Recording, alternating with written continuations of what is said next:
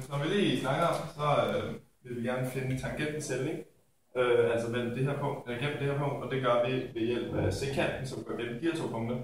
Og der kan vi bruge den generelle formel for hældningen, som hedder y2 minus y1 over x2 minus x1.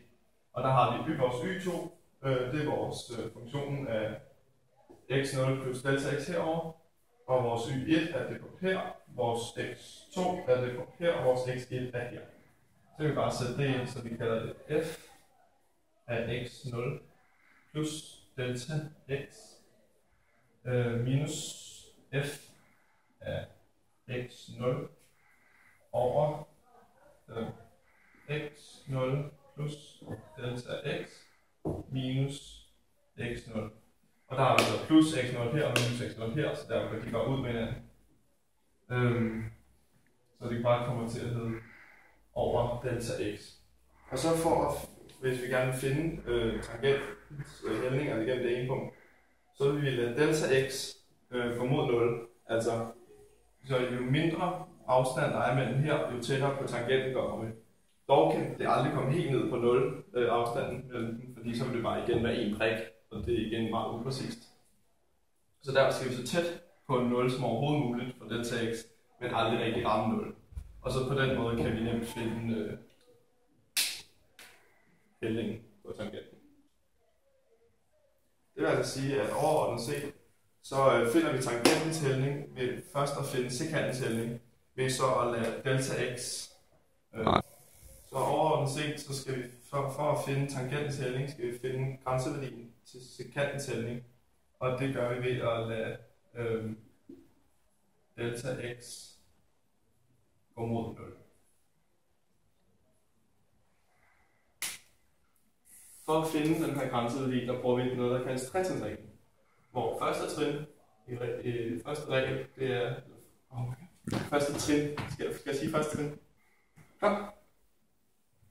For at finde grænseværdien skal vi bruge noget, der kaldes tretrinsreglen. Hvor første punkt, det er, at vi skal skrive formlen op. Så for at finde grænseværdien, så skal vi bruge noget, der kaldes tretrinsreglen. Første punkt, det er at skrive formlen op. Hvor vi simpelthen bare skriver det, som jeg har skrevet herovre. Andet punkt, det er at reducere. Hvor vi simpelthen bare reducerer den her formel. Og tredje punkt, det er at skrive grænseværdien. Eller finde grænseværdien.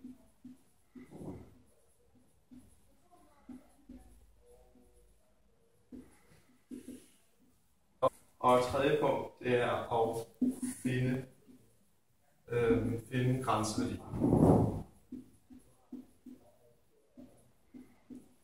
Og i det vi ikke kan finde grænseværdien, da vi ikke har nogen konkrete tal, vi har kun den her formel, så vil Kasper altså vise nu, hvordan man gør, når vi har en grænseværdien.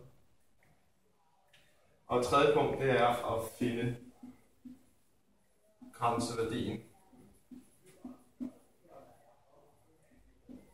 Og vi kan ikke finde grænseværdien herover, da vi ikke har en funktion. Så nu vil Kasper vise med et eksempel med f til x i anden. Og tredje punkt, det er at finde grænseværdien. Og vi kan ikke finde grænseværdien på den herover, fordi der er ikke nogen funktion. Så nu vil Kasper prøve at finde grænseværdien ved hjælp af tretrinsreglen med et eksempel.